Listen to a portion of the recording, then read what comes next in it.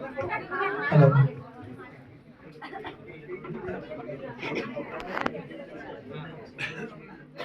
সবাইকে শুভ নববর্ষ। আমাদের ডিপার্টমেন্টের তরফ থেকে, আমাদের সমস্ত শিক্ষকদের তরফ থেকে, ছাত্রছাত্রীদের এবং আজকে যারা আমাদের এই অনুষ্ঠানে এসেছেন তাদের সবাইকে আমাদের তরফ থেকে ভেরি হ্যাপি নিউ ইয়ার। সবাই ভালো থাকবেন এবং আশা করি আমাদের আর কোভিড ছুতে পারবে না, চেষ্টা করবো যাতে না ছুতে পারে আর কি।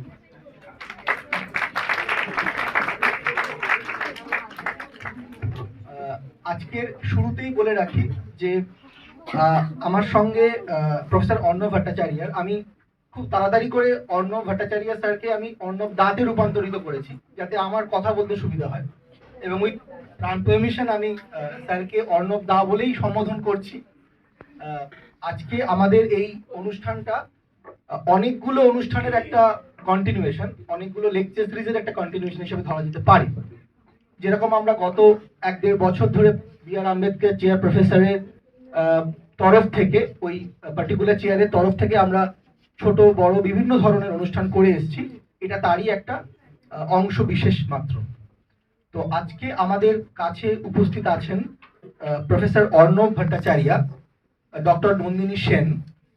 আমাদের কাছে উপস্থিত আছেন আমাদের ডিপার্টমেন্টের former head doctor Arnab Das, আমাদের সবার প্রিয় আমাদের head professor doctor Subrata Shankar Bagchi আছেন, উপস্থিত আছেন আমার মেন্টর প্রফেসর শুভ রয়, উপস্থিত আছেন আমাদের ডিপার্টমেন্টের ডক্টর সুতপা চৌধুরী, ডক্টর দীপ্তেন্দু চ্যাটার্জি এবং ডক্টর শুভময় কৃষ্ণ, সবাইকেই। এবং অবশ্যই আমাদের সঙ্গে উপস্থিত আছেন ডক্টর মধুরিমা চৌধুরী, সরি মধুরিমা, আমি ভুলে যাওয়ার জন্য তো sorry, south and south east Asia স্টাডিজের, এবং ও আমাদের সঙ্গে হিউম্যান রাইটস এর এক্সটার্নাল মেম্বার হিসাবে জড়িত আছে, অ্যাসোসিয়েটেড।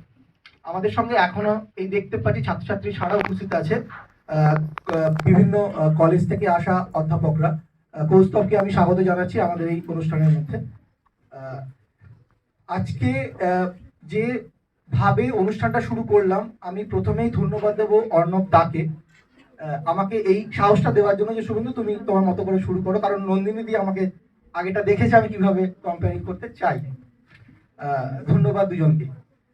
সবার বা আমাদের এই কাজের সূত্রেই আমাদের যেটা নর্মাল নিয়মগুলো আছে সেই অনুযায়ী আমি প্রফেসর অর্ণব ভট্টাচার্য, ডক্টর নন্দিনী সেন, আমাদের বি.আর. আম্বেদকর চেয়ার প্রফেসর এবং বর্তমান ডিপার্টমেন্টাল হেড, সবাইকে আমি আমাদের মঞ্চে আসার জন্য উপস্থিত জানাচ্ছি। কাইন্ডলি আপনারা আসুন।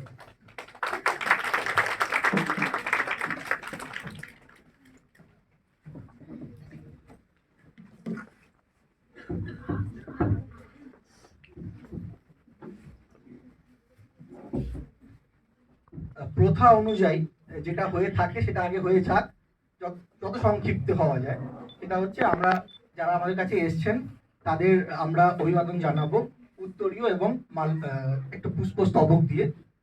আমাদের এই ডিপার্টমেন্টের পুষ্পিতা, তাদের দুজনকেই ওয়েলকাম জানাচ্ছি। পুষ্পিতা।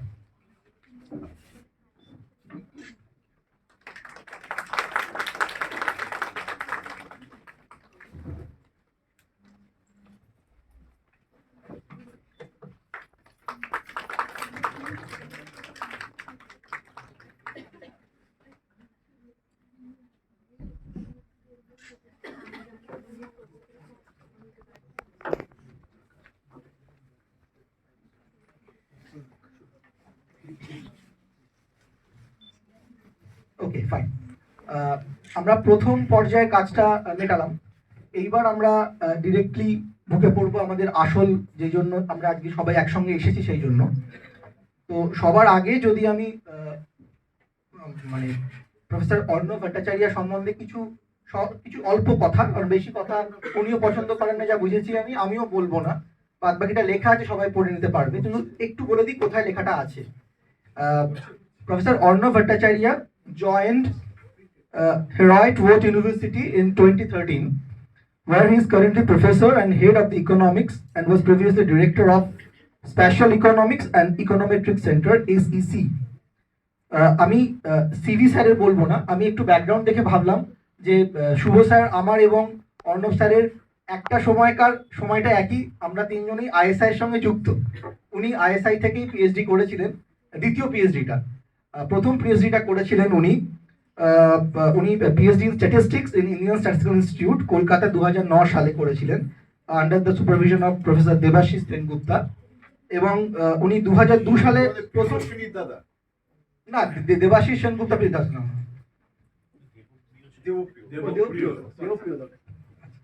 আর উনি প্রথম পিএইচডিটা করেন, PhD in economics from university of Mumbai 2002 সালে। সেই টপিক দুটো ছিল, প্রথমটা টপিক ছিল the valuation of corporate debt and equity, some contribution in Indian case. আর দ্বিতীয়টা ছিল order restricted covariant effects and hazard regression model. তা এই ছোট্ট, আর বেশি বলছি না, এর আগে তো উনি অবশ্যই বি স্টাডি এমস্টার ফ্রম আইএসআই, এবং তারপর ওনার নানান কাজের মধ্যেই ওনাকে আমরা পাবো খুঁজে। তা যেটা বলা যে ডিপার্টমেন্ট অফ অ্যানথ্রোপোলজি এবং হিউম্যান রাইটস, যে ডিপার্টমেন্ট আমরা পড়াই দুটো, এবং বি আর আম্বেদকর চেয়ার প্রফেসর, এই পার্টিকুলার বি আর আম্বেদকরের এসেন্স ধরে যদি আমি দেখি, তাহলে যে শব্দটা আমাদের কাছে খুব প্রাসঙ্গিক এই মুহূর্তে, ডিকোলোনাইজেশন। এখন ডিকোলোনাইজেশনকে বিভিন্ন মানুষ বিভিন্নভাবে দেখেছেন, ইকোনমিস্টরা একভাবে দেখেছেন, অ্যানথ্রোপোলজিস্টরা একভাবে দেখেন এবং দেখেছেন। এই সবটা দিয়ে আমাদের বর্তমান অবস্থাতে কিন্তু ডিকোলোনাইজেশন একটা অত্যন্ত গুরুত্বপূর্ণ অবস্থান, যেখান থেকে আমরা আমাদের ইন্টেলেকচুয়াল কন্ট্রিবিউশন দিতে পারি, শুধুমাত্র বিষয়ে নয়, সাবজেক্টে নয়, তার বাইরেও অ্যাক্টিভিস্ট হিসাবেও কিন্তু আমরা কথা বলতে পারি বিভিন্ন বিভিন্ন ক্ষেত্রে, বিভিন্ন পর্যায়ে। তো আমি আমার কোনোভাবেই আর বেশি কথা না বাড়িয়ে, আমি এই সভার আমি সভাপতি হিসাবে যদিও বরণ করিনি, তাতেও বলে রাখছি যে সুব্রত দাকে আমি সভাপতি হিসাবে রাখলাম এবং সাপোর্ট করলেন। তো আমি সুব্রত দাকে বলবো যে উনি যদি আমাদের এই মানে আটপৌরে সভাটাকে একটু এগিয়ে নিয়ে যান। না, আমি একেবারেই কিছু বলতে চাইছি না, অর্ণবী বলবে, কারণ যেটা সেমিনারটা অর্ণবী। হ্যাঁ, আমার যেটা বক্তব্য সেটা হচ্ছে যে আম্বেদকর চেয়ার বিভিন্ন সময় বিভিন্ন রকমের প্রোগ্রাম অর্গানাইজ করছে, করবেও ভবিষ্যতে। একটা সিরিজ অফ লেকচার্স করেছে, তার আগে একটা সিরিজ হয়ে গেছে, ওটা সেন দিয়েছিলেন, একটা লেকচার হয়ে গেছে, অর্ণব ভট্টাচার্য দেবেন।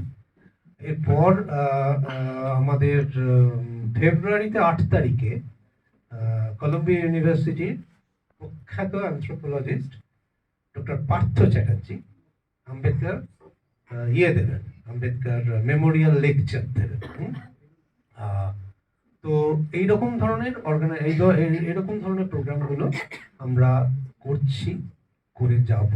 এবং এই প্রসঙ্গে যেটা বলার সেটা হচ্ছে যে অ্যানথ্রোপোলজি ডিপার্টমেন্টের প্রত্যেকটি মানুষ যেভাবে প্রত্যেকটি প্রোগ্রামে আসেন, হ্যাঁ, সেটা আমার কাছে খুব মানে একটা আনন্দের ব্যাপার। আর একটা জিনিস বলার সেটা হচ্ছে যে আমাদের সিলেবাসের মধ্যেও ডিকলোনাইজেশন আছে, অ্যানথ্রোপোলজি সিলেবাসের মধ্যে আমরা পড়াইও।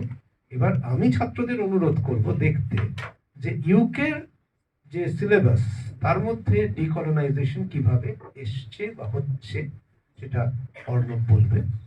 এবং আমি এই প্রোগ্রামটা সুসংগঠিত করার জন্য মানে বা এই কম্পেয়ার করার জন্য শুরুতে এবং পরের দিকেও আমি শুভেন্দুকে এই একটু আগেই বলেছি, এটাই হয়ে থাকে সাধারণত যে কয়েক মিনিট আগে বলি যে এরকম ভুলে যাই আসল কথা। তো এটা অত্যন্ত মুন্সিয়ানার সঙ্গে করছে এবং যেভাবে আটপৌরে জায়গাটা এনেছে এটা খুবই দরকারি। এবং আমাদের প্রয়োজন হচ্ছে যে ছাত্রদের কাছে পৌঁছানো বা যারা আছেন তাদের কাছে পৌঁছানোটা হলেই হবে, সে যে ভাষাতেই হোক, সমস্যা নেই। আমি অনুরোধ করব অর্ণবকে তার বক্তব্য রাখার জন্য।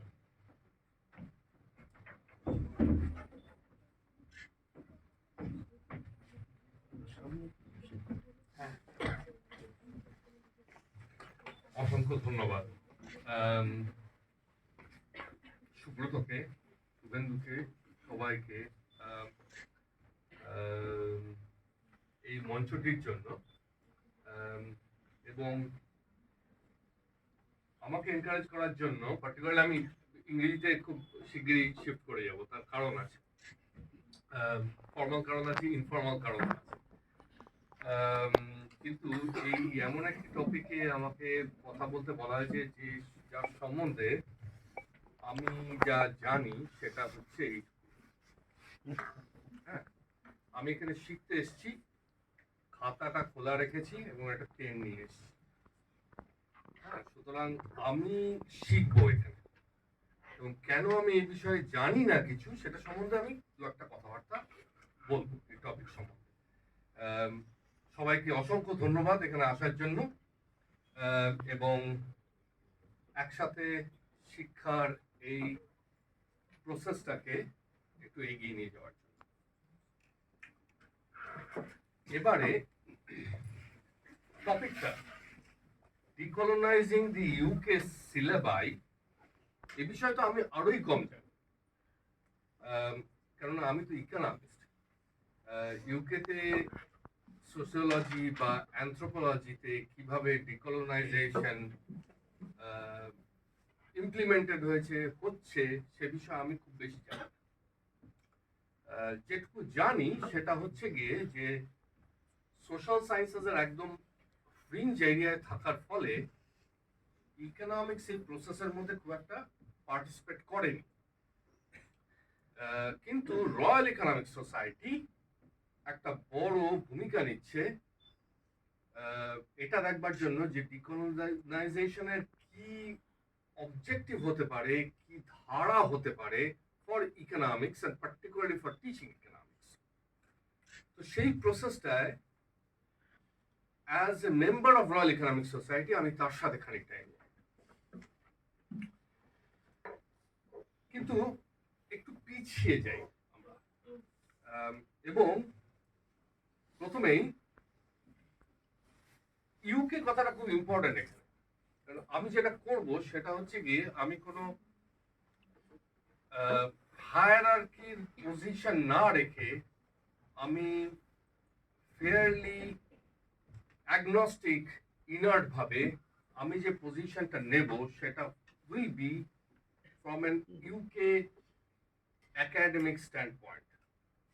I will not be talking about decolonization in other contexts. I may have some ideas about it, so straight away I will move to English. Right? Even more, perhaps Scottish. So in addition to Happy New Year, let me also wish you all Happy Hogmanay, which is a pagan festival in Scotland, and it is traditionally celebrated on the 2nd of January, right? So people go around with big, flash torches, moshal, hate, rasta diye procession kore, naach gan kore, and it's a pagan festival. Okay, so what is decolonization, or how do I understand decolonization? So I'm going to provide a quick definition of how I see decolonization, or what I have learned about decolonization, but then immediately afterwards I'm going to reject all of that, because rejection of that definition is partly what decolonization is about. Okay, so I'll start with a definition, some sort of working definition, so that we can start the discussion, but then I'll immediately reject it. So that is how this is going to proceed. And then we are going to find out whether we can arrive at some kind of standpoint where we can start understanding decolonization in a more decolonized way. Okay, so that will be how I will try and motivate this. Okay, so what do I feel about decolonization? I think it should have a few elements. One element is particularly decolonization in teaching or in curriculum. When we provide instruction in any topic, particularly in the social sciences and humanities, but also beyond, I would say, one should be very conscious that the processes of colonization, these have had impacts upon, differential impacts upon different people across the world, and that impact should be brought straight into the classroom. That is number one thing. So if we do not acknowledge differences through the lens of the process of colonization, then we are not acknowledging the role of colonization in the creation and imparting of knowledge. And so the process of decolonization should straight away, first of all, bring that into the classroom. That's number one. Number two, if we talk about decolonization, or if we want to think about decolonization, then obviously colonization also has established not only differences amongst people, but it has created hierarchies of knowledge. And this needs to be explicitly acknowledged, and there needs to be a clear sense in which this can be deconstructed and discarded. But here is where there are further problems which come in. But I'm going to come to that in a few minutes. Because the moment that I have placed such a working definition upon the table, what was the basis of doing this? The basis of doing this was my own upbringing, my own education in Western European tradition. Right?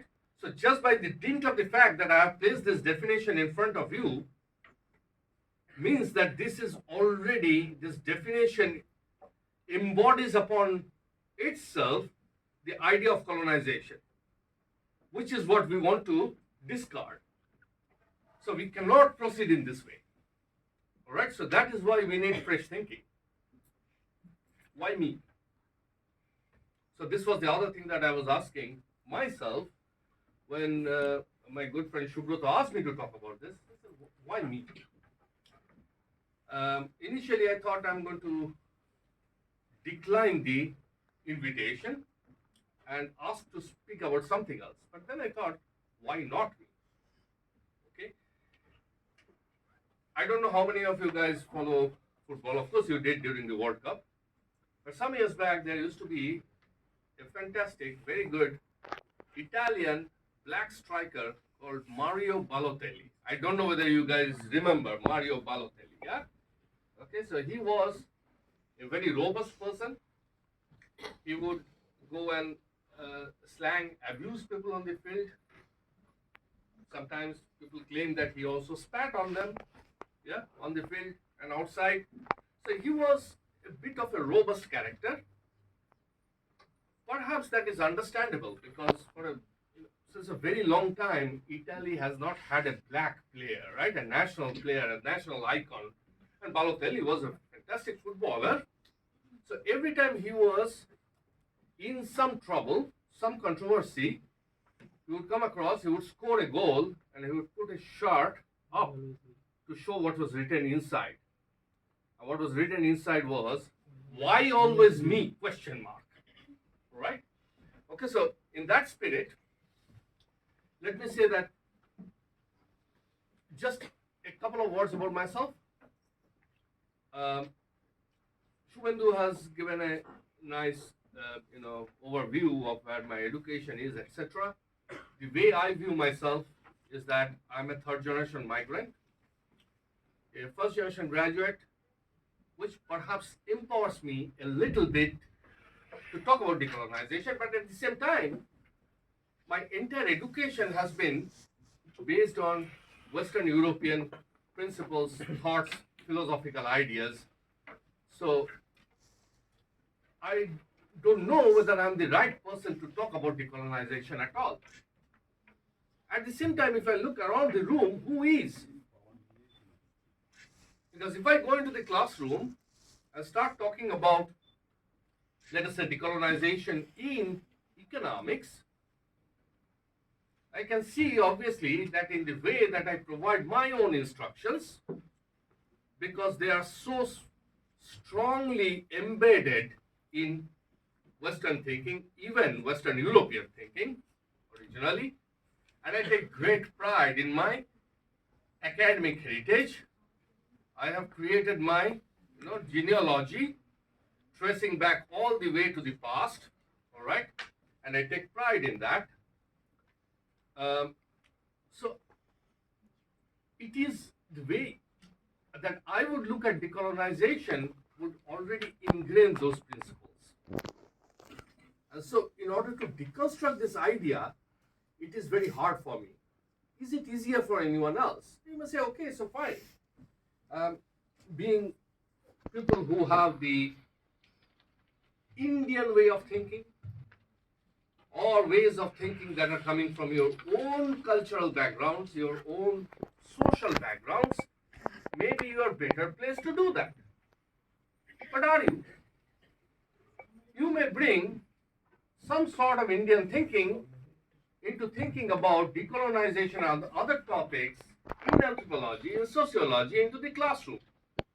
But what about Brazilian ideas? Are you qualified to do that? If you're not qualified to do that, then how should we go about doing this? If you want to deconstruct this, uniform Western ideas of thinking about disciplines, disciplinary approaches, discourses about different topics, how exactly shall we go about doing it? Who should take the leadership? I don't know. So it seems to me that in purely Western colonial tradition, in the midst of this confusion as to who is going to take the leadership, it is going to take, ultimately it is probably going to turn out that a certain form of leadership will be taken by Western European thinking. Why? Because that is what has happened in the past. It will incorporate some diversity in the same way as it has done in the past. And here, of course, I do not adhere to Edward Said's principles or Edward Said's position, which is that anything Western, just by dint of the fact in terms of ideas, has to be therefore challenged essentially because it is imposing Western ideas. Western ideas is not a single thing, right? So there is enormous diversity there, and there is enormous debate there as well. So I think that is what is going to happen. So I'm not sure as to who should take the leadership. I raised this question in a seminar that workshop that we had on decolonizing the curriculum recently in Edinburgh, in my own university. We organized it. And one of the answers that I found is that, well, it's very easy. We have made a list of 300 well-known economists from all over the world. The problem is that if one wants to now go ahead and read through the writings of these 300 different economists, it is a gargantuan task.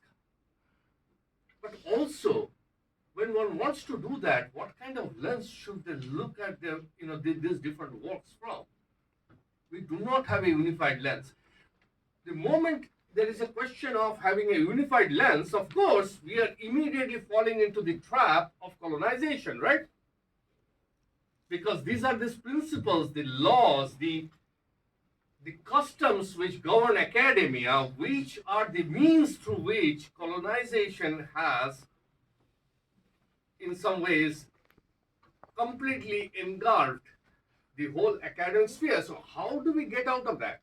I'm not providing you any solutions here. But what I'm doing is I'm raising these questions in front of you so that we can try and think about what we can do in our own way. So here's what I have thought so far. When I did my PhD in economics from the University of Mumbai, my supervisor was an excellent person, great academic, Professor Abhay Pete. And what Abhay sir, one of the things that he told me is that, well, your work is fine, but I do not find enough Indianness in this. So can you go back into Kautilya's Arthashastra and invent some Indianness and put that into your thesis?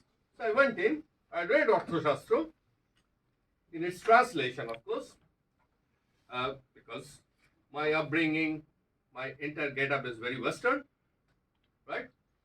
And I picked up some quotations and put that on the top of each chapter, pretending that I have invented or transplanted enough Indianness, enough decolonization, if you see it in that way, into my thesis. But does it do the job? Well, of course it doesn't.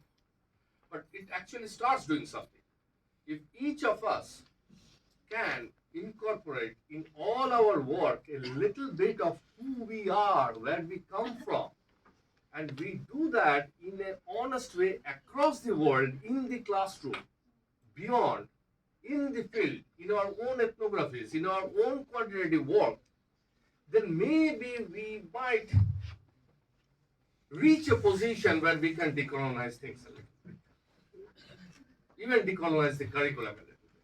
This is what we try to do. So when we teach accountancy, for example, in our university, it is easier to do in the West, by the way, because we have students from various different parts of the world. So there is already quite a bit of diversity there. So we go and tell students, so a student may be Chinese, hey, why don't you tell us something about the accounting principles that you have studied in your lectures from the context of your own cultural background? All right?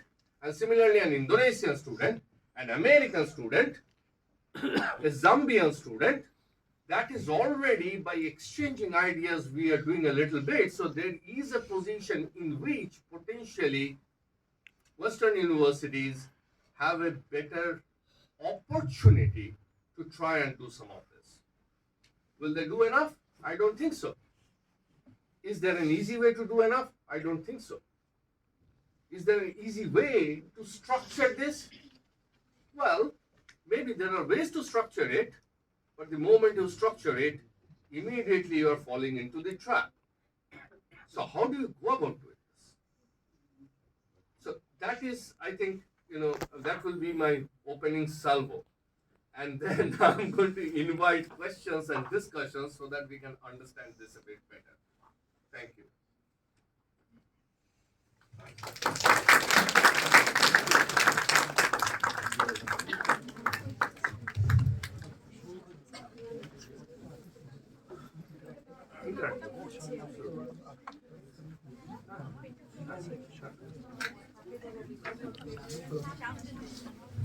Hello.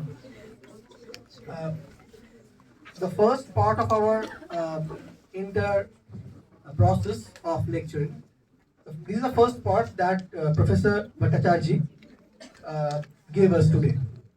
Now the question is the next part, and this is very important part from Professor Bhattacharjee's point of view as well as from our point of view, the point of discussion. Now, if I summarize the entire lecture of Professor Bhattacharjee, actually Professor Bhattacharjee explained not only decolonization, rather he explained or he positioned himself as a part of the process, as a part of the narratives, where he is also an actor, and he is continuously working with the particular process of decolonization. The thing is that if I decode his lecture, one of the words, that is Indianness, he is actually explaining based on his own experiences. So, sir, I think as per our previous discussion, Professor Bhattacharjee wants different kinds of questions from you guys, because we have different level of students. We have scholars from anthropology, we have students from human rights, as well as from other departments like geography and other departments. So first of all, I would like to invite different kinds of questions. The question may be may not be framed as a question. Rather, the question may come through your your expressions based on the recent experiences that you have got from Dr. Bhattacharjee, or your own experiences based on your own background. Bhoy Pashna, just ask questions to initiate our next dialogues for the better discussions. So I would like to welcome all the questions from students.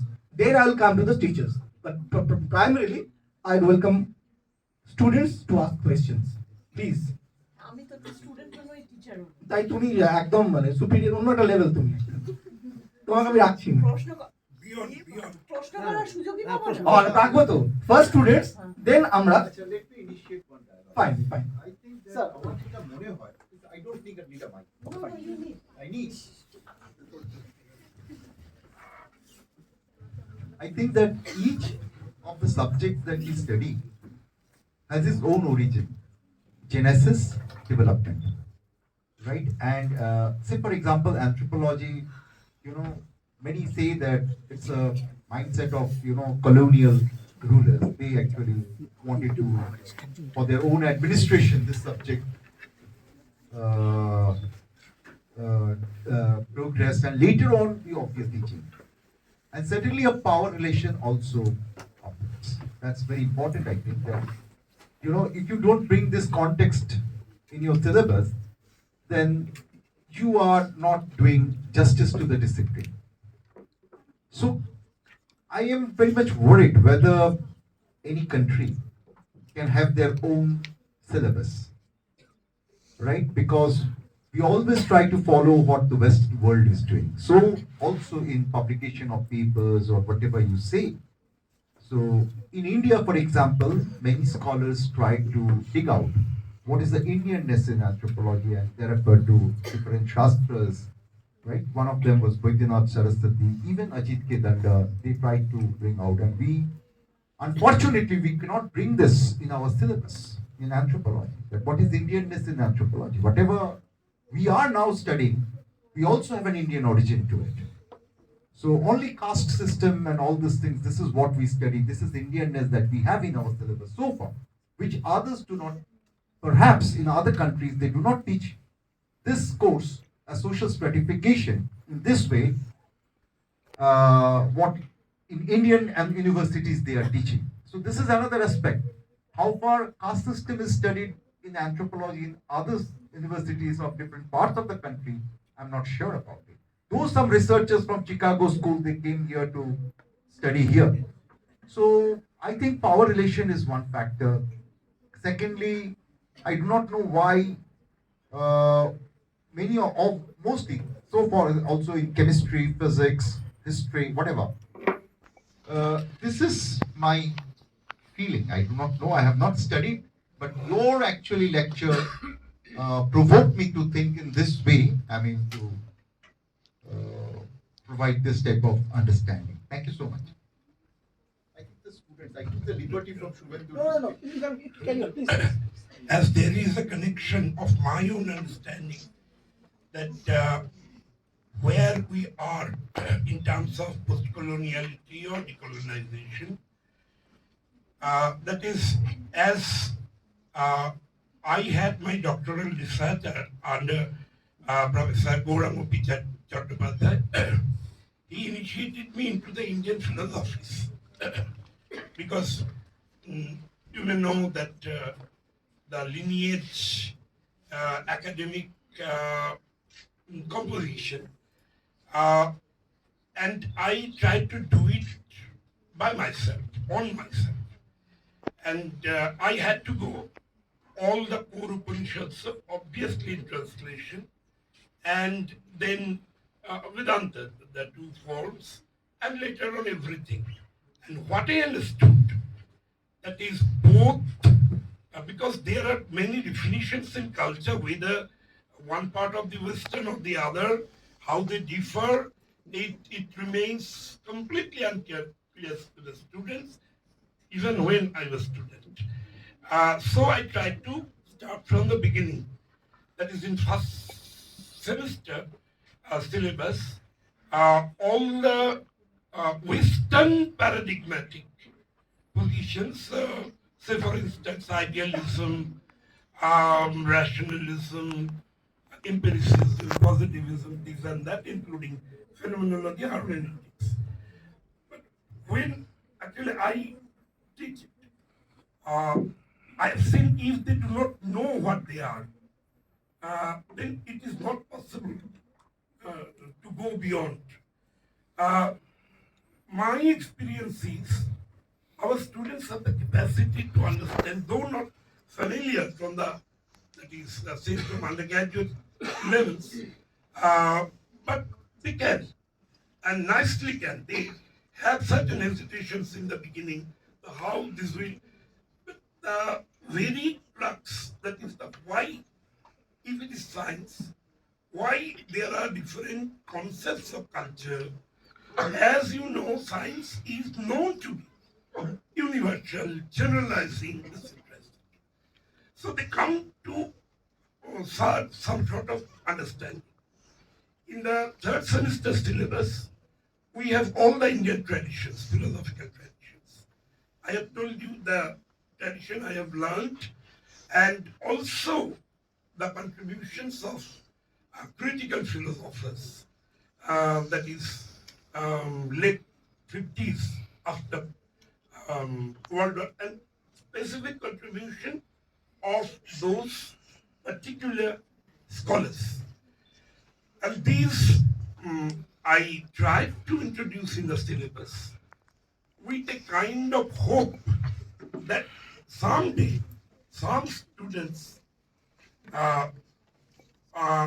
maybe with our or their own self-understanding, self-education, would come to reach the kind of huge interesting issues and would try to combine it. And in some of my papers, and what Shubho was telling is beautiful, in psychology there are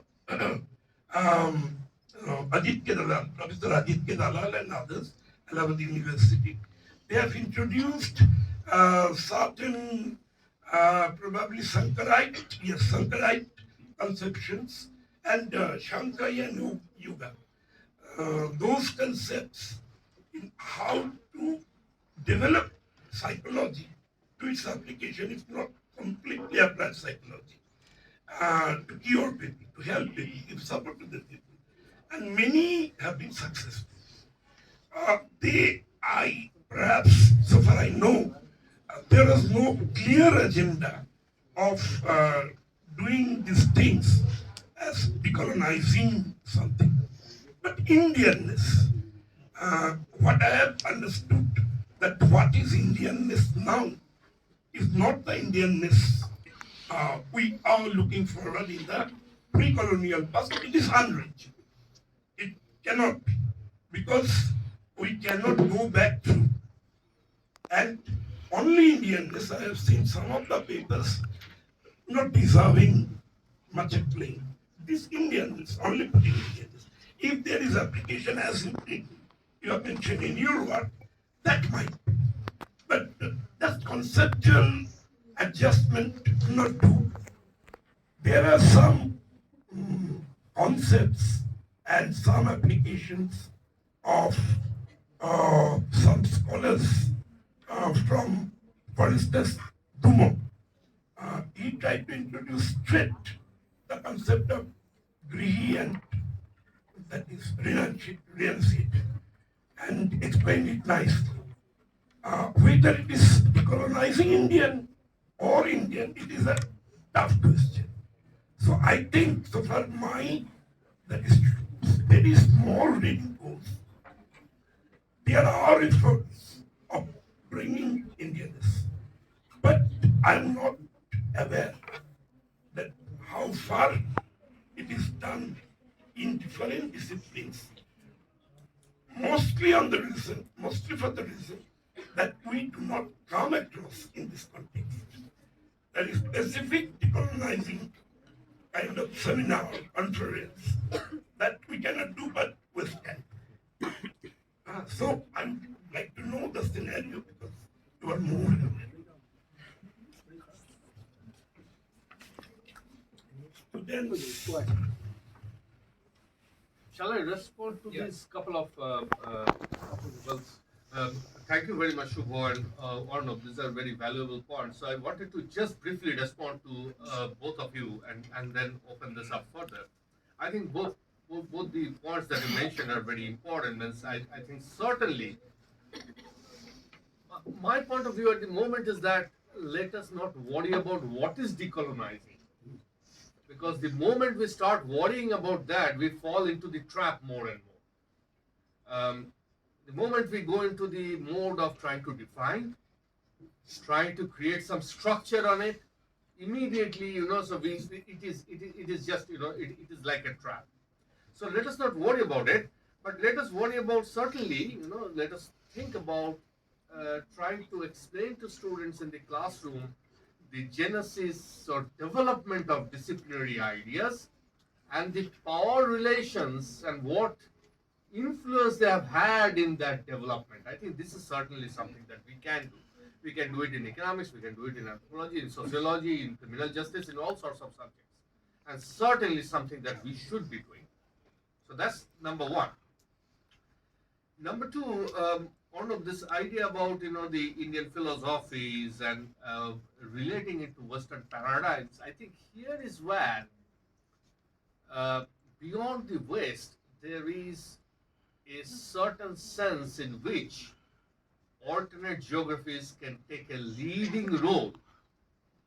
If sitting in Calcutta University, you can potentially record a couple of hours of discussion as to how Indian thinking, let us say in anthropology, on a comparative basis can be related to Western ideas and Western philosophies, then what we can slowly do is incorporate a course maybe of bringing in some scholars with recordings from India, from Saudi Arabia, from Zambia and from Brazil, and put that into the classroom and ask students to reflect upon it. In addition to reflecting upon their own, backgrounds or where they come from, but that is somehow, it seems something that we can do. This seems to be low-hanging fruit now because it is, we are recording a lot of things. We are recording today's session, for example. This is something that we can do, and that will be immensely, immensely helpful for everyone. And then slowly, when this comes to have some kind of traction, then I think Western scholars can also go and record something, how they see, their own way of thinking, disciplinary approach or, paradigms in relation to alternate paradigms, and record that as well, which you can bring into your own classrooms.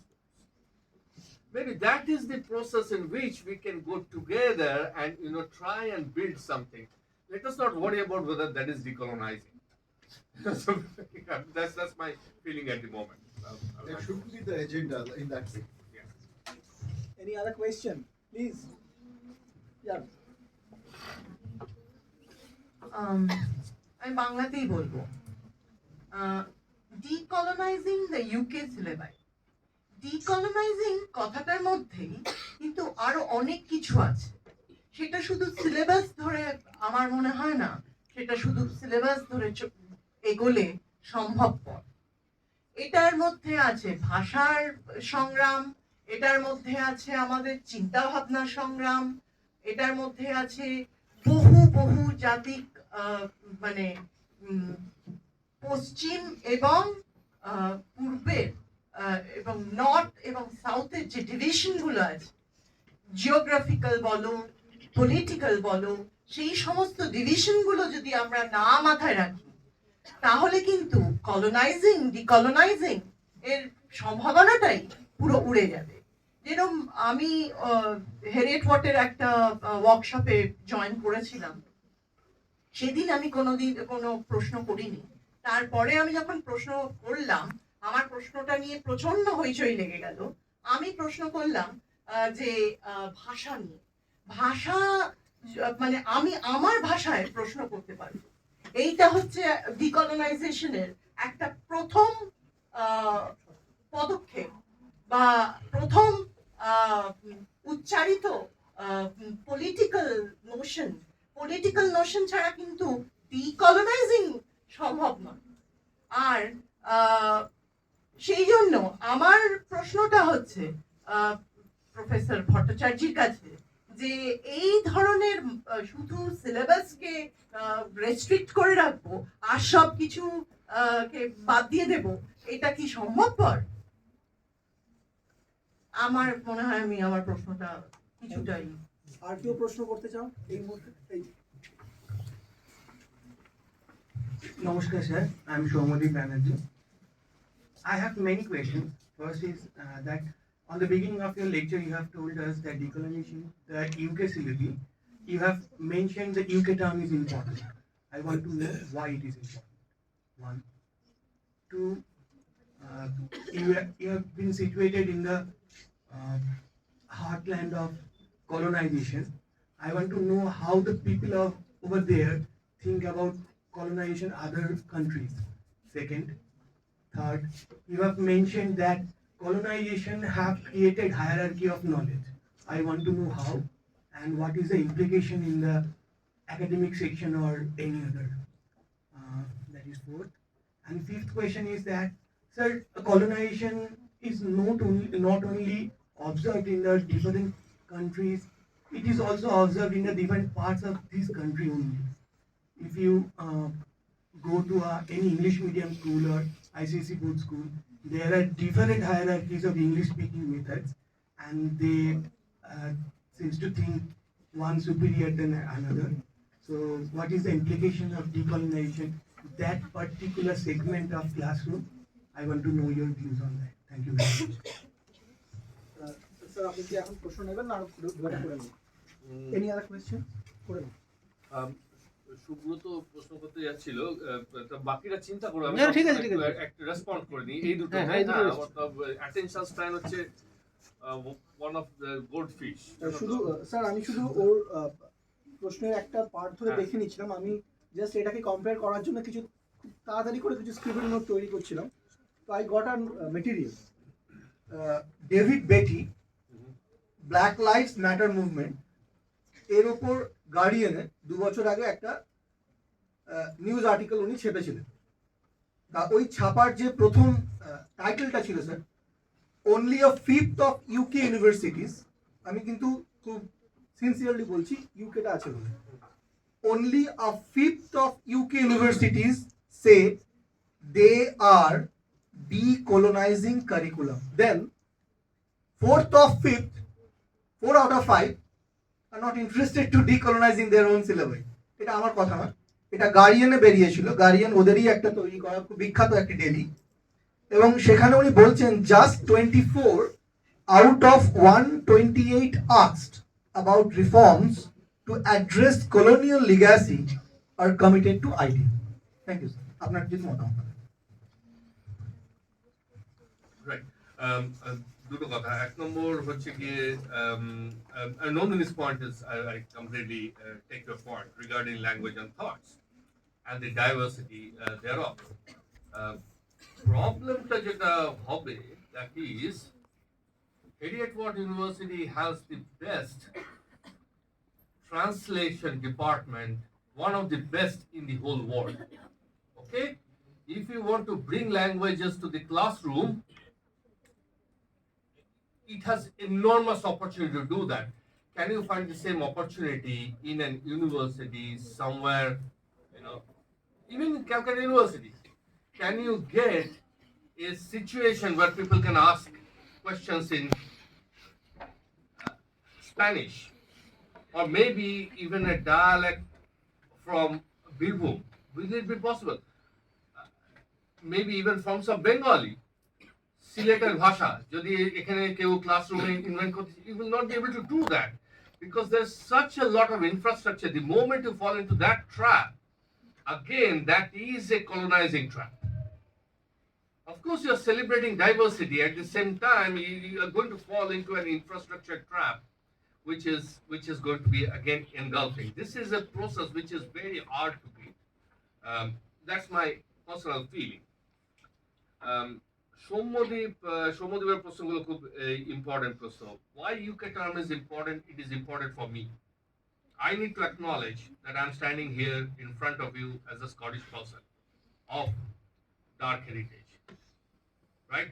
And that is the position that I am taking. I'm not taking an Indian position. I'm not taking any, my position of my colonial, colonized heritage. I cannot pretend to do that because I am not that person. Okay, so that is very important for me to acknowledge straight away in front of you guys that I am not actually where I am coming from. So that is why the UK thing is very important. How do UK people think about it? The UK people think a lot about it. Even to the extent that they are, for example, the city of Edinburgh is now organizing reparations to about, something like 20 communities across 7 or 8 different countries, reparations, so money paid back to them in kind to compensate for historical ills of colonization. So this is happening. This is a process. This is happening. You wouldn't see that much of it in India. Why? Because, of course, India was a colony. But if you look at it in a comparative context, it was never a colony. So there was not that much slavery in India. So wherever there was slavery, see, those countries are getting the benefits of these reparations first.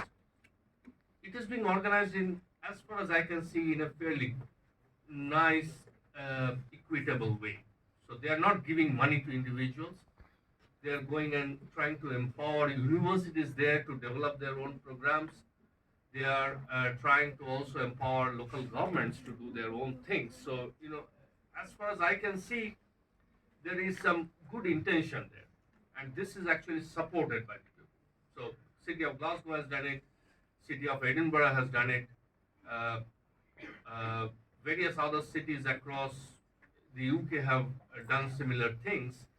But also there have been movements from people who have gone and pulled down monuments and statues and stuff like that. So some of these have been, taken away and put inside locked rooms in museums. So that has happened. So there is this public display of trying to somehow acknowledge the process of colonization and the ills of colonization and try to somehow compensate. It's very hard to know how to do it, but at least people think about this, and it is politically correct to think about it. It is not like people would go and, if there is reparation, people would go and complain saying that, well, actually that money could be spent in building a better road in my locality. It doesn't happen. Okay, so that is certainly there. Hierarchies differential within same country. Yes, this is the question of diversity, right? And how you incorporate diversity and how you celebrate diversity is a very important part of what we are discussing here. Probably that, if anything, is the most important aspect of decolonization that we can take away today and integrate our lives, our teaching, our curriculum. But also research, as Nandini says, means, okay, so curriculum is only one side of it. What about taking the voices across to other things? So about the guardian thing, in some ways it is neither here nor there. Means it's a question of glass half empty or glass half full, right? If 20% of British universities are actually incorporating very distinctly thoughts about decolonization in their curriculum, I would take that as a positive. It is 20% is certainly much more than zero. Okay, so and if this 20% that already starts building momentum, if you have 20% support for an idea, you are going to win an election in this country, right? Yeah, but 20% support cannot be stopped actually. So so that is actually fairly significant. So I see this movement coming along, and of course it is owned up by, as I said, the Royal Economic Society in economics. So it is there. It is sort of positive. But how do we go about it is a more tenuous question. Any other question? Thank you very much. Any other continuous question? Shubhodaya. বাংলাতেই বলি। এটা হচ্ছে যে এরকম আজকাল মানে এই ডিকলোনাইজিং Indian সিলেবাই, there is a huge kind of hue and cry about colonization and decolonizing Indian syllabi is going on in almost all subjects, particularly social science. Now, one thing is quite clear: in the name of decolonizing Indian syllabi, there is a kind of concerted effort to plant Indianness.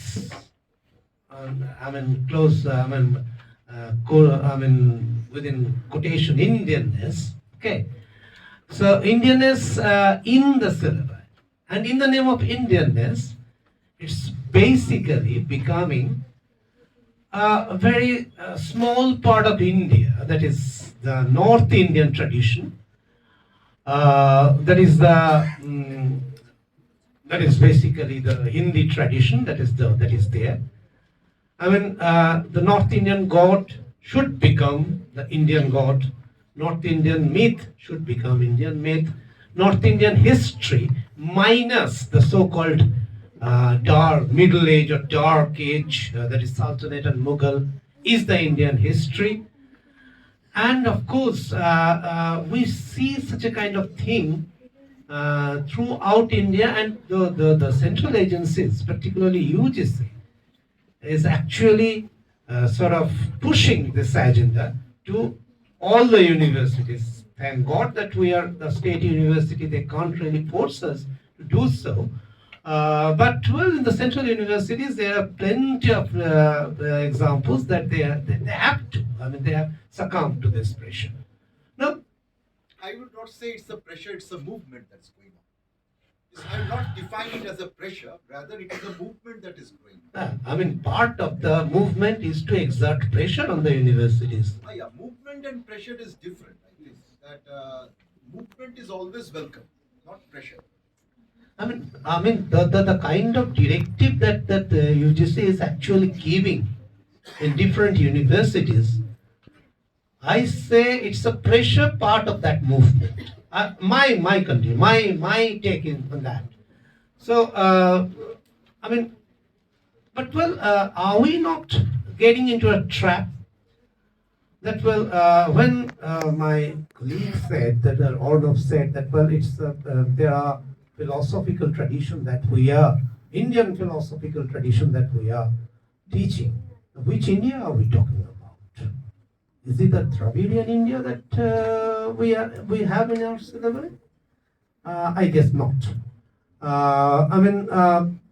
Which India are we talking about? Is the Northeast India that is there?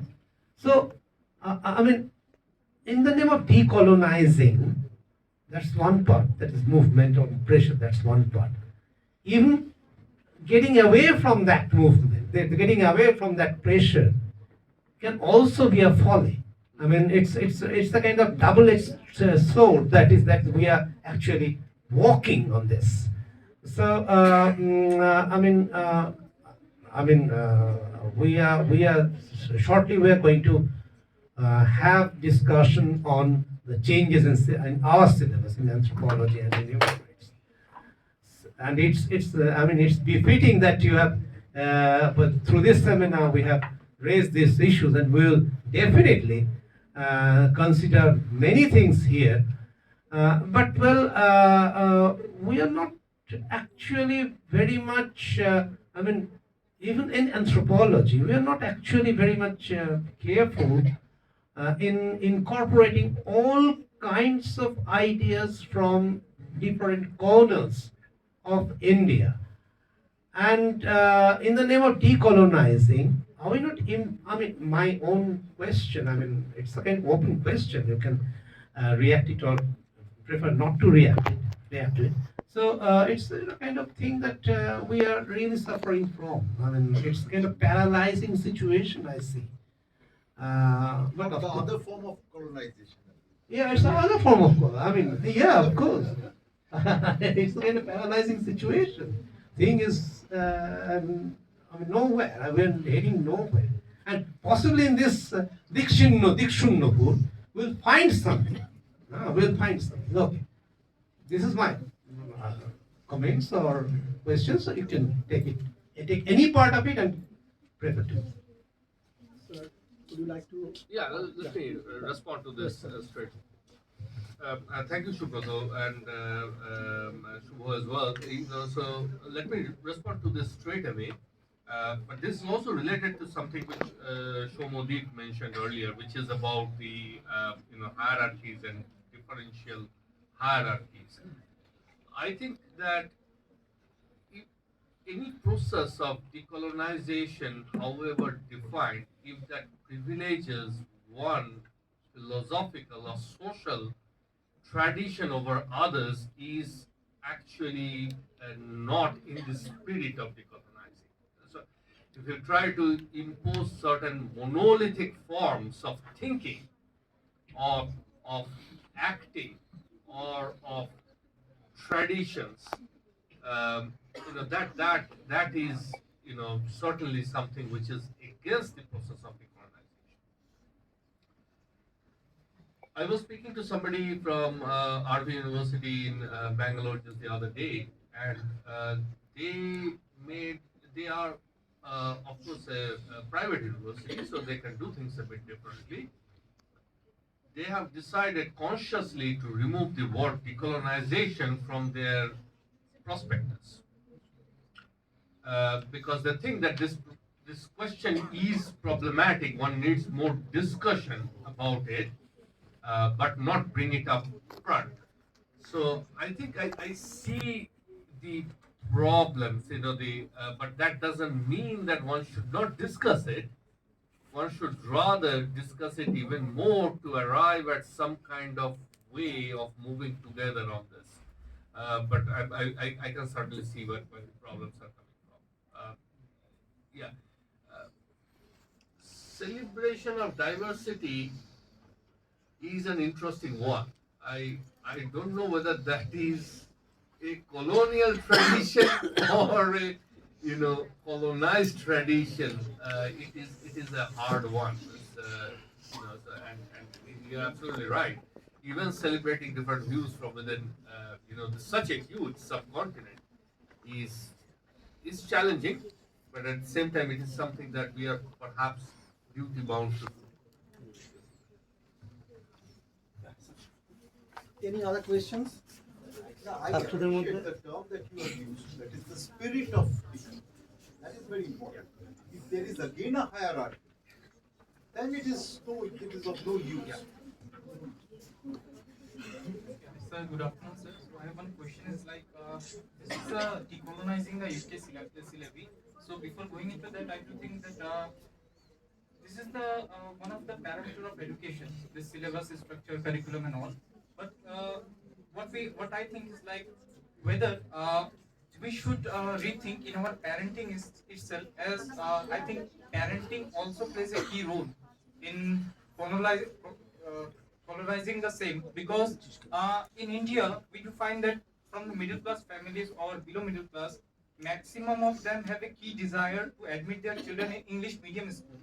So what we think that if we are directing our children to admit in English medium schools or speak English in front of others, some way or the other, do we think that we are colonizing them from our own point, or one way or the other? So I do think that imposing the colonization is being done by us, but somehow we are going to means delineate this topic in a more broad spectrum, but somehow this lunake remains within us from the upbringing or the parenting or the ways of socialization by us. So, what's your opinion in this?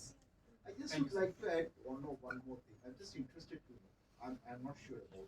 What about the Chinese, the Germans, also for example the Russians, who are very much try to uphold their own tradition and syllabus. So how much colonized their syllabus? Do you have any idea? At least for economics.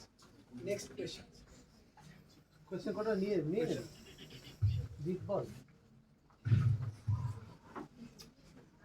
Sir, I want to just ask one thing, that colonization is something that is enjoyed by Britain for thousands of years. Whether they have colonized in Africa, India, and they have loaded trillions of dollars from India, and they have beautifully decorated their museums, which we often call as children.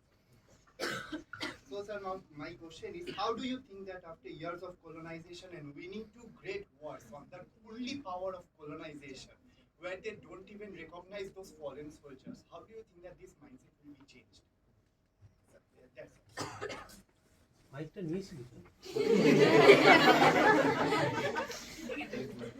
আর কি বলবি আর কে এদিক থেকে কোনো প্রশ্ন Let you respond to this. হ্যাঁ let him respond. Right, fantastic questions. So on the question of parenting and etc. So when we had the Hey, Aste. workshop in Herriott-Watt, we had a plenary session at the beginning, which was given by someone called Sir Jeff Palmer. Jeff Palmer is a very important person in the history of modern reparations in Britain. Jeff Palmer migrated to Britain in his early childhood and from the West Indies, and was the first black professor in Britain. So he's a very important person in Britain. And just to give you a sense, you will find writings about him on the BBC and other places. So there's a story which goes along here, which is when he went for his first professorial interview, he was asked, so what do you want to do here as a professor, Dr. Palmer? So he said, well, I want to, so he's a food technologist. So he wanted to create new technologies for producing beer. Beer. That's what he does. Okay.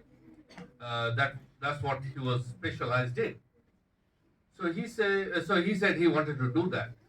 And somebody on the panel said, are you not better off trying to think about technologies to grow better bananas? And he went back to the person and says, good point, sir. But where do you think can I grow bananas in the middle of London, where I'm from? All right.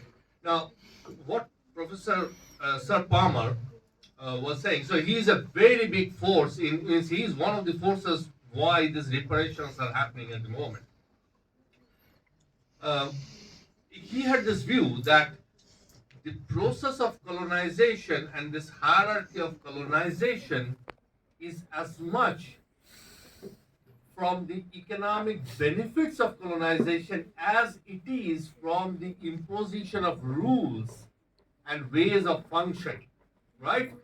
These are the rules that our parents impart upon us as well when we are kids, right? It is a mindset thing, right? It is about following the rules. This is what you do in life, so this is what you need to do in order to get through this particular hurdle at this particular age, and this is the behavior that is expected. This is when you go and have a family. This is when you create children. So these are all parts of rules that society builds upon itself, and that is a process of colonization. That relates partly to Shubroto's point as well, which is that the part of this monolithic form of social structure which is coming in now is okay. So I'll be politically incorrect here, right? So far I've been a bit careful. but I will be very straight now and say that that is to create the idea of Ram Rajya in this country, right? So the social, economic, and traditional, structure which existed in the kingdom of Ram, to impose that upon the whole country. That is the idea, right? This homogenization, this monolithic form of religion, society, behaviors which are coming in are part of that, and this is where this comes from, right? And uh, you are absolutely right. This is a huge problem. It is not only the universities, but universities are often leaders in trying to bring in new thinking. So I think universities have a responsibility in trying to do something different, and maybe that then imparts itself upon other parts of society. About our friend at the back, extremely passionate, and exactly that is the point. How do we go about doing this? I think one thing that the government of this country in particular misses in negotiating reparations or some kind of compensation for the use of colonization is that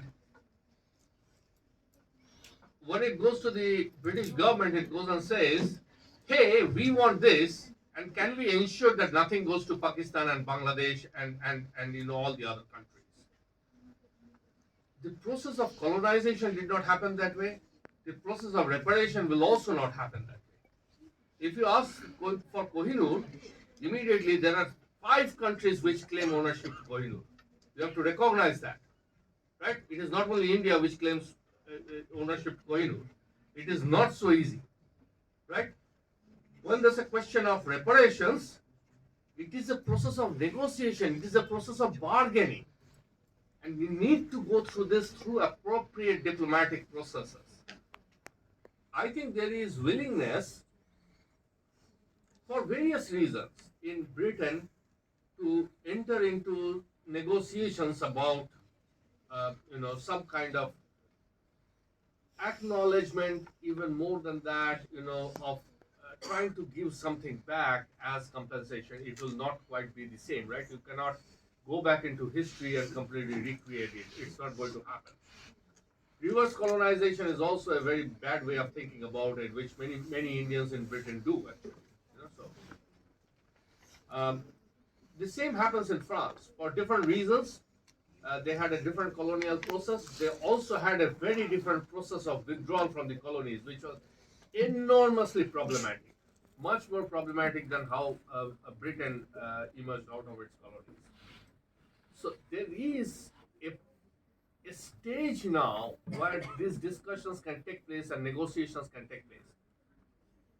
There are 2 things here.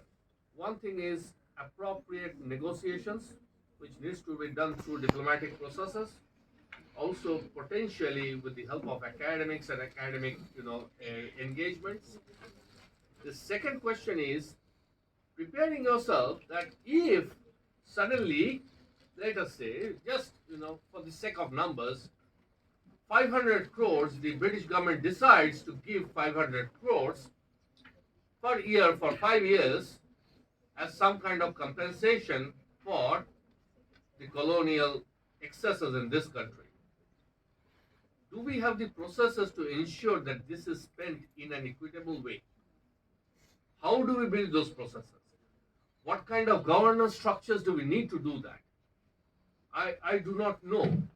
Okay, so I think I can see your passion there, but this further institutional structure which is required, which is not quite there yet. It is there though in the West Indies and other places, which is why they are getting money now. So I think there's work to do here. Yes? So it is not on the behalf of the country like that. These men have died for me, and so we should recognize them. Not for that they are telling us that recognize us, we have fought for you. It is not on UK's responsibility that these people has fought for me and they have died for me. And it is our people. Why don't they do that? I'll tell you one Why don't thing. they recognize They don't even recognize the black people. No, no, as yes, also. it is partly misinformation. I've been in Britain for a very long time. The day I landed in Britain, I got voting rights on day one. Voting rights on day one. I can vote as much as any citizen of the country. That have changed from the past No. few years. Okay, so that has changed in the past 30 years. So it is actually progressing in the right direction. But how many countries are there where, as an Indian immigrant, one would be able to go and vote on day one? Would India ever go into a situation where they say that, okay, hey, you know, people from such and such country can come into this country and vote on day one? I don't think they can do that. So, you know, it's there are always positives and negatives. When you say that it doesn't acknowledge, it is not entirely true. Miss, I'm saying with my hand on my heart that actually in British society there is a very deep feeling of the misgivings that the process of colonization has done. And if you throw the baby out with the bathwater, then you know, then it doesn't serve anybody any good. Actually, one should have processes through which we can potentially get some of this money and use it in a good way for development of the country. That's how I feel. With respect to the wars and etc., of course, excesses have happened, but all the Gurkhas who were involved in major part of the wars, they have been enormously rewarded. They have all received gallantry awards. They are very respectable. Hired by the UK after the Yes, independence. yes. এই যাওয়া হয়েছিল। হ্যাঁ। But they are very respectable citizens of Britain actually. না এই Chinese এবং এই Oh, Chinese guy, yes. এটা কি ব্যাপার? That's an interesting point. I think the new emergence of Chinese universities is entirely Anglo-Saxon. Okay, they are doing very well, but they are completely Anglo-Saxon. How much of Chinese heritage and Chinese thinking remain in those universities, I doubt that a little bit. With respect to Russia, I don't know that much. All right, so I cannot comment on that. But Chinese certainly, they are immensely successful. They are really brilliant universities now, right? So much so that the many Chinese students no longer want to go out of the country; they want to study in their own country. But these are largely Anglo-Saxon institutions.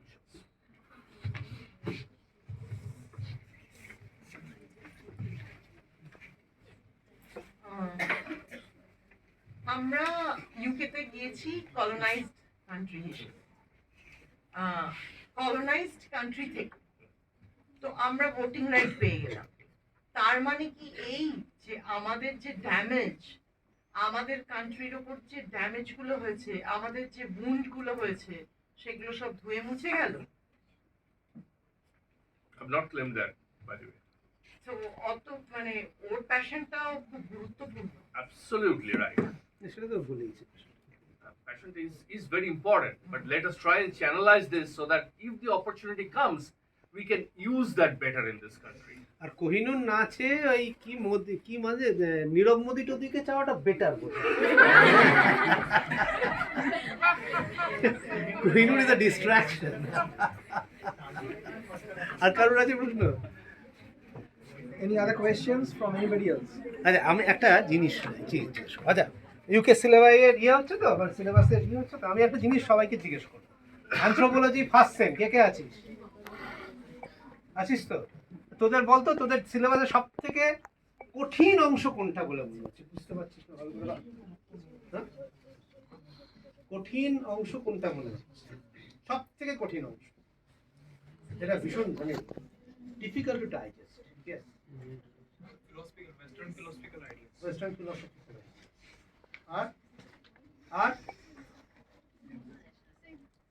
Same. Western philosophical ideas, not Indian philosophical ideas.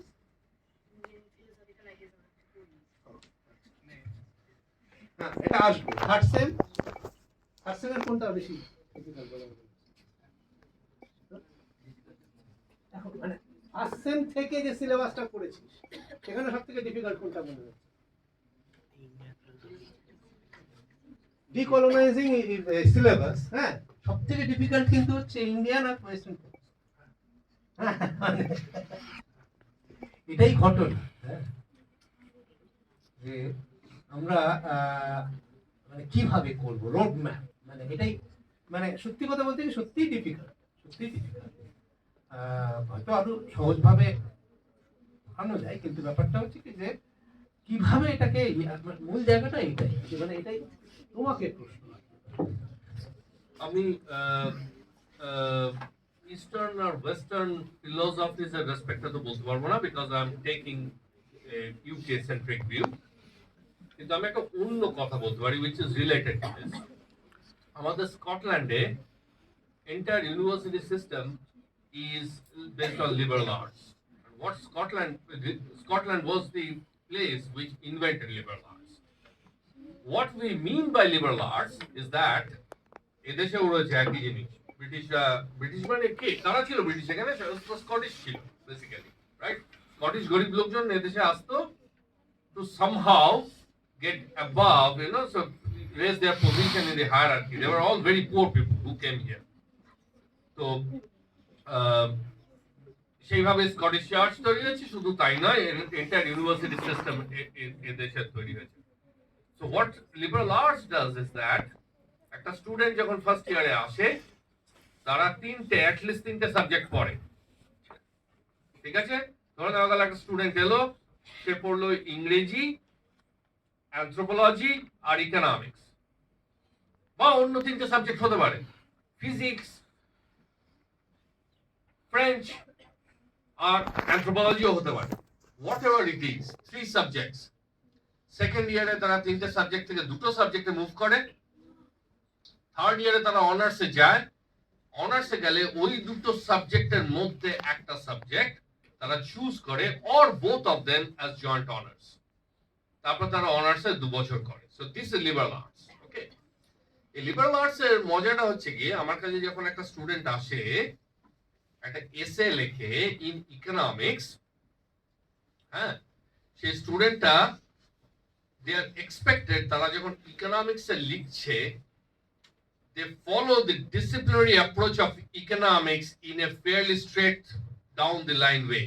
This is all Western disciplinary approach, right? I'm not talking about decolonizing here. কিন্তু ওই economics এর মধ্যে finance ঢুকে গেলে কিন্তু গুরুচণ্ডালি হয়, 0 পায়, exactly 0 পাবে আমার পরীক্ষায়। কেন না ওরা বুঝতে পারছে না কোনটা economics as opposed to what is finance, as opposed to what is sociology, as opposed to what is marketing, physics. তো একই রকম ইস্টার্ন আর ওয়েস্টার্ন ফিলোসফি বোঝাটা কিন্তু খুব সহজ নয়, but it is part of what one wants to do. It is a lens through which one needs to look at different problems. প্রতিটা লেন্সই ভালো লেন্স, কোনো খারাপ লেন্স নেই এর মধ্যে। এই ডাইভার্সিটিটা is what is beautiful, right? সবকটা এই ডিফারেন্ট লেন্সের এক একটা যে আউটপুট এলো, সুন্দর ফুল, সবকটাকে নিয়ে একটা সুন্দর বোকে তৈরি করে, সেই বোকেটাই সুন্দর হয় আর কি। And that is what university is supposed to give. আমি এইভাবে দেখি সুব্রত।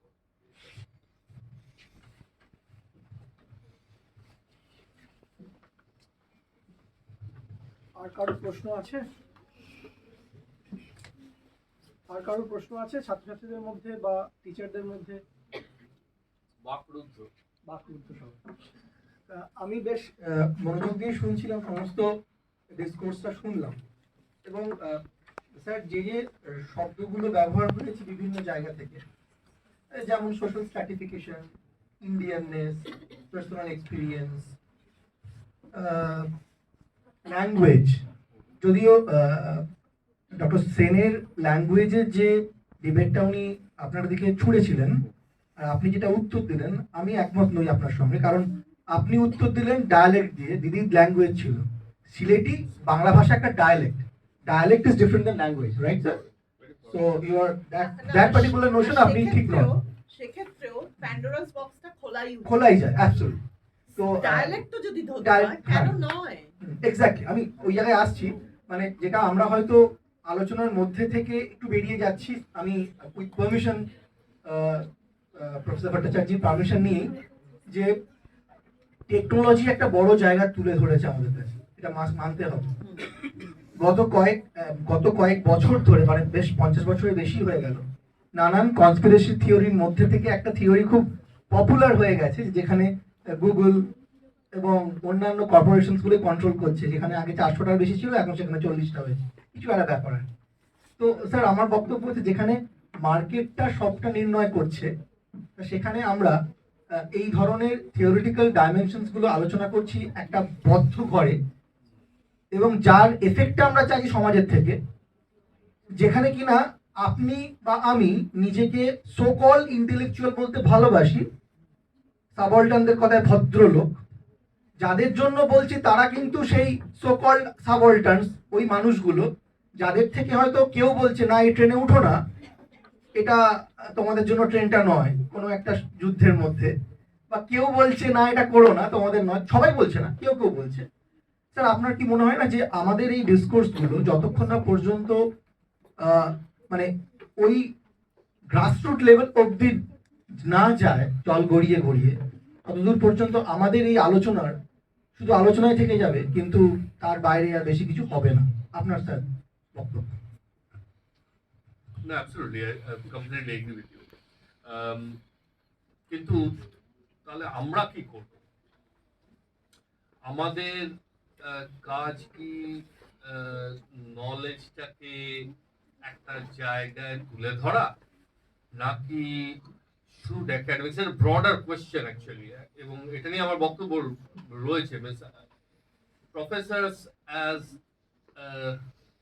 অ্যাক্টিভিস্ট, আমি এই জায়গাটা খুব ভালো বুঝতে পারি না। I don't feel professor should be actually, তাদের রোল ওটা নয় সমাজ।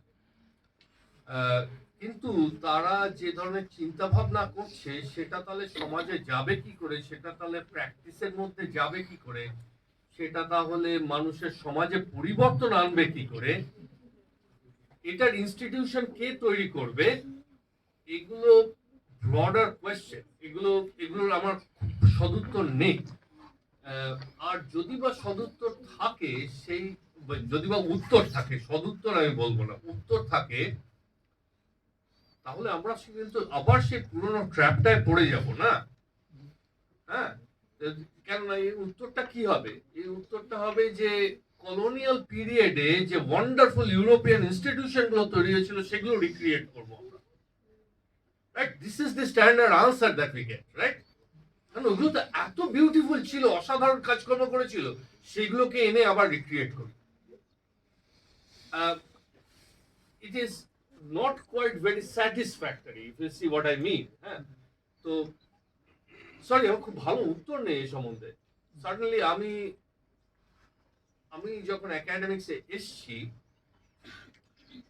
সেটা পার্সোনালি আমি এসছি from a deep dissatisfaction with trying to make positive change in society through political processes. I came as a failed politician. That is how I came into this. So এটা নিয়ে আমি জানি না অল্টারনেটিভটা কি হতে পারে। সরি।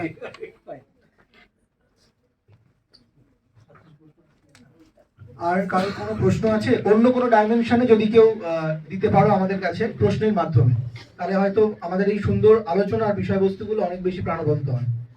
আর কিছু প্রশ্ন অন্য কোনো জায়গা থেকে?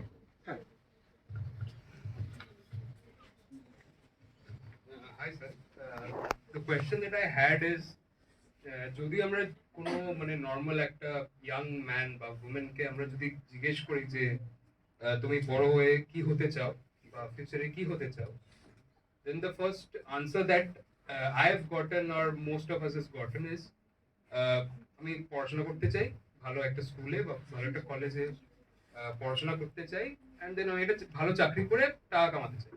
That's the basic thing, and if you go to rural areas as well, that's the most common answer that we get.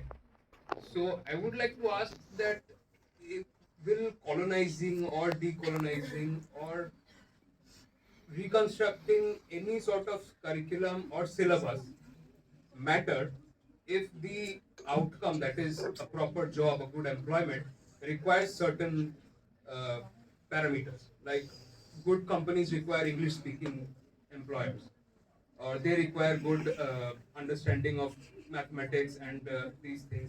They most certainly do not, many companies most certainly do not require philosophical understandings and all. So how far is decolonizing a syllabus or a curriculum important in that sense? That's my question. No, I think it's a wonderful question. It takes us back to the question of rules, right? We have created certain rules in society. One of these rules is that market rules, all right? But one can go even beyond that as well. And if we have created rules in society as to how one should behave, all the way from childhood to, to the period when one, walks and earns a living, to leading a good life and so on and so forth, in a righteous way and etc.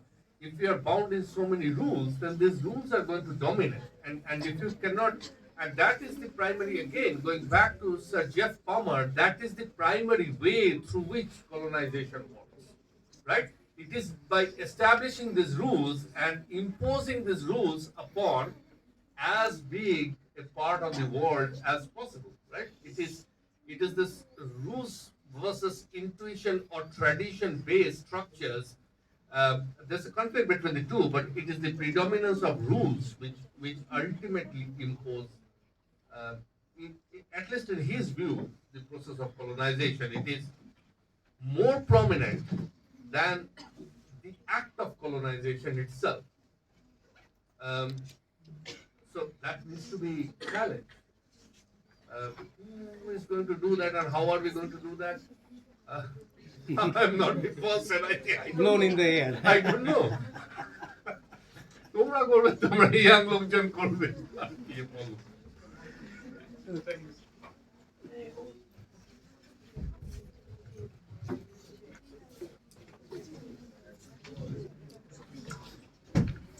Sir, I have one question. We know that apart in the nation, education is one of the most important pillars of economy. So, do monetary committee policies do they have a role to play to decolonize in the field of education, both in Western world as well as Indian world, or how the certain monetary committee policies should be implemented, or what is the mechanism of those implementation so that we can execute to decolonize the syllabi or the curriculum?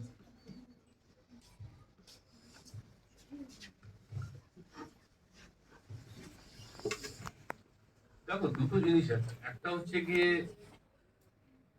there are two major forces. There are more than two, but let us talk about two. One is state, what the state does, and the other one is private agency, what people in society do or what community does. State has a role. It's not so much monetary policy. What it is more like fiscal policy. Government কত টাকা এডুকেশনের খাতে দেবে, সেটা কি কাজে ব্যবহৃত হবে, সেটা চারটে রুল তৈরি করার জন্য সেন্ট্রাল ইউনিভার্সিটি কিভাবে ডিকলোনাইজ করবে সেই রুল তৈরি করার জন্য ইউজ হবে নাকি অন্য কোনো কাজে ইউজ হবে, এটার পিছনে গভর্নমেন্টের একটা রোল আছে, because they are after all human resource development ministry এটা করবে, রাইট? আর নেই মিনিস্ট্রি অফ এডুকেশন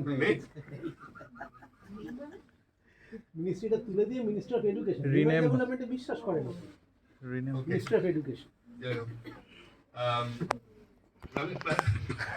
অনেককাল এদেশে নেই, সরি তো আমার এখনো স্মৃতিতে আছে মুরাসলি মারান এসেছিল, বুঝলে, ইন্ডিয়ান স্ট্যাটিস্টিক্যাল ইনস্টিটিউটে ইয়ে দিতে, ভাষণ দিতে, ভ্যালেডিক্টরি ভাষণ, হ্যাঁ, অনেককাল আগে। তো তিনি, ওনার একটা স্পিচ লেখা ছিল, সেই স্পিচটাতে লিখে উনি মোটামুটি 5 মিনিট নিয়েছিলেন স্ট্যাটিস্টিক্যাল কথাটা উচ্চারণ করার জন্য, ঠিক আছে? তো এটা হচ্ছে আমার স্মৃতি হিউম্যান রিসোর্স ডেভেলপমেন্ট মিনিস্টারের, হ্যাঁ। তো যাই হোক, এনিওয়ে, তো এখানে একটা রোল স্টেটের রয়েছে, এখানে একটা রোল কিন্তু প্রাইভেট এজেন্সির রয়েছে।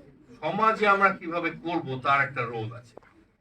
এই দুটো রোল কিন্তু দুটোই আমার মনে হয় খুব ইম্পর্টেন্ট, এবং সমাজে এজেন্সি যদি সাফিসিয়েন্ট থাকে তাহলে সেটা অ্যাকচুয়ালি স্টেটকেও ইনফ্লুয়েন্স করে, কেননা তা না হলে তো স্টেটের আলটিমেট দায়িত্ব তো টুয়ার্ডস দি সিটিজেন্স, এবং পরের ইলেকশনটা তো জিততে হবে, রাইট? সুতরাং সমাজের একটা প্রেশার রয়েছে ডেমোক্রেসিতে, Democratic স্ট্রাকচারে, and India is one of the biggest democracies, probably the biggest democracy in the world.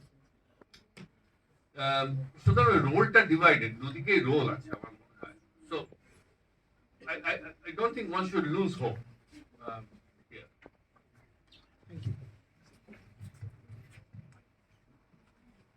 So thank you all. মানে আজকে আমাদের ডিসকাশনটা এত সুন্দর এবং এত ডাইভার্স হয়েছে যে আমরা মানে যারা শিক্ষক আছি এখানে তারা অভিভূত। অ্যাটলিস্ট আমাদের সম্মানটা রক্ষিত হয়েছে সুব্রতদা in front of professor Sen, doctor Sen and professor Bhattacharya, যে আমাদের স্টুডেন্টরা খুব সুন্দর প্রশ্ন করেছে এবং ইন্টারাকশনে গেছে।